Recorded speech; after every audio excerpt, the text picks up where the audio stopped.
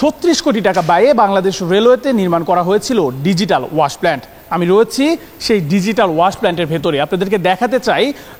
3 বছর সেবা দেওয়ার পরে কিন্তু এই ওয়াশ প্ল্যান্টগুলো বন্ধ হয়ে যায় এবং যা নির্মাণ করতে খরচ হয়েছিল বাংলাদেশ রেলওয়ের প্রায় 36 কোটি টাকা। যদি দেখাই যে এখনও প্রায় বেশ কয়েক বছর ধরে কিন্তু বন্ধ রয়েছে এই ডিজিটাল ওয়াশ প্ল্যান্ট, কিন্তু তারপরেও এখানকার যে বৈদ্যুতিক সিস্টেমটি সেই বৈদ্যুতিক সিস্টেম কিন্তু এখনও চালু রয়েছে। এখনও কিন্তু যেই বিদ্যুৎ সেই বিদ্যুৎ কিন্তু এখানে সরবরাহ হচ্ছে, যার কারণে কিন্তু বিদ্যুতের যে অপচয় সেই অপচয় কিন্তু এই ওয়াশ প্ল্যান্টের মধ্যে হচ্ছে। যদি পুরো ওয়াশ প্ল্যান্টটা আপনাদেরকে একটু বুঝিয়ে দেওয়ার চেষ্টা করি, আমার এই উপরে যেটি দেখতে পাচ্ছেন এটি হচ্ছে ট্রেনের যে ছাদ রয়েছে সেই ছাদ কিন্তু পরিষ্কার করার জন্য কিন্তু ব্যবহার করা হতো এবং ডিজিটাল পদ্ধতিতে, অর্থাৎ ট্রেন যখন ভেতরে প্রবেশ করবে তখন কিন্তু সেটি এভাবে ট্রেনের যে ছাদটি রয়েছে ছাদটি পরিষ্কার করবে। এবং আমার ডান পাশে এবং বাম পাশে যেগুলো দেখতে পাচ্ছেন এগুলো কিন্তু ব্রাশ বলা হয়, এগুলোকে রেলওয়ের ব্রাশ। এই বিশাল বড় বড় এই ব্রাশগুলো কিন্তু ট্রেনের যেই সাইডগুলো রয়েছে, ট্রেনের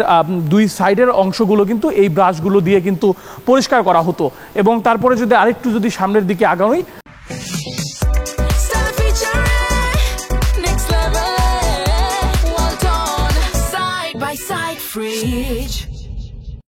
আমরা দেখাতে পাই এখানে 1, 2 এবং 3টি ব্রাশ রয়েছে এবং 3টি ব্রাশ দিয়ে কিন্তু ট্রেনের 2 পাশে কিন্তু পরিষ্কার করা হয়। যদি একটু সামনের দিকে আগাতে চাই, সেটি হচ্ছে যে এটি যেটি দেখতে পাচ্ছেন, যদি ক্যামেরাটা একটু দেখানোর চেষ্টা করি, আমি যখন এই যেটি দেখতে পাচ্ছেন এটি হচ্ছে অটোমেটিক যে পানি ফুয়ারা, অর্থাৎ ওইখানে প্রথমে ট্রেনকে ফোম দেওয়া হলো এবং ফোম সেটিকে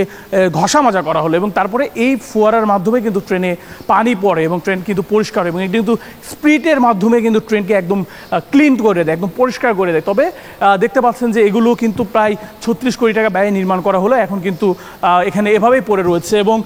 এগুলো পুরো ট্রেন কিন্তু অটোমেটিকভাবে, অর্থাৎ ম্যানুয়াল পদ্ধতিতে না, একদম অটোমেটিকভাবে মানুষের স্পর্শ ছাড়া, যেমন দেখতে পাচ্ছেন এগুলো কিন্তু হচ্ছে এগুলো কিন্তু সেন্সর, হ্যাঁ এগুলো কিন্তু সেন্সর, এই সেন্সরের মাধ্যমে কিন্তু ট্রেন অটোমেটিকভাবে পরিষ্কার হতো। এবং উপরে যে দেখতে পাচ্ছেন এই উপর থেকেও কিন্তু পানি সেই পানিগুলো কিন্তু ট্রেনের উপরে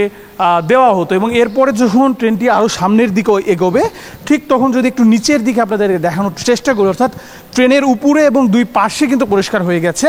আর ট্রেনের নিচে কিন্তু পরিষ্কার করে এই পানির ফোয়ারাগুলো কিন্তু ট্রেনের নিচের দিকে দেখতে পাচ্ছেন যে এগুলো কিন্তু সে সময় ঘুরতো এবং এখান থেকে কিন্তু পানির যে স্পিড সেই স্পিডের মাধ্যমে ট্রেনের নিচের এটা কিন্তু টাইট হয়ে গেছে, অনেক দিন ধরে ব্যবহার হয় না। দেখতে পাচ্ছেন যে মাটির বা বালুর যে পরত সেই পরত কিন্তু দেখা যাচ্ছে, যার কারণে বোঝাই যাচ্ছে যে কয়েক বছর যাবত কিন্তু পড়ে রয়েছে, নিচ দিয়ে কিন্তু ট্রেনের নিচে পরিষ্কার হয়ে যাবে। এবং এরপরে ট্রেন যখন বাহিরে বের হবে তখন কিন্তু ট্রেনের যে ভেজার ট্রেনটি সেই ট্রেনটি কিন্তু এইখানের মাধ্যমে বিশাল বড় বড় দেখতে পাচ্ছেন যে মোটর দেওয়া রয়েছে, এই মোটরগুলোর মাধ্যমে এদিক দিয়ে কিন্তু বাতাস বের হবে, এদিক দিয়ে ঠান্ডা বাতাস বের হবে। এখানে দেওয়া আছে 3টি, উপরে দেওয়া রয়েছে 3টি এবং ডান পাশে 3টি, বাম পাশে 3টি, উপরে 3টি। এই 6টি কিন্তু পুরো ট্রেনকে একদম শুকাই ফেলবে, একদম পুরো ট্রেনকে ভেজা ট্রেনকে কিন্তু শুকিয়ে ফেলবে এবং তারপরে কিন্তু ট্রেনটি এই দিক দিয়ে বের হয়ে বাংলাদেশ রেলওয়েতে যাত্রী সেবা দেওয়ার জন্য কিন্তু ব্যবহার হবে। তবে দেখতে পাচ্ছেন যে এই রেল লাইনটি কিন্তু এখন আর ব্যবহৃত হয় না, রেল লাইনের উপরেই ঘাস বা গাছ যাই বলি না কেন সেগুলো কিন্তু আগাছা কিন্তু জন্মে গেছে এবং এভাবেই রেলওয়ের প্রায় 36 কোটি টাকা ব্যয় হয়েছে এই আধুনিক ডিজিটাল ওয়াশ প্ল্যান্ট তৈরি করতে। কিন্তু এখন যা শুধুই রেলওয়ের গলার কাটা হয়ে দাঁড়িয়ে রয়েছে কমলাপুর রেলওয়ে স্টেশনের পাশে। নেহাল আহমেদ প্রান্ত, বাংলাদেশ প্রতিদিন।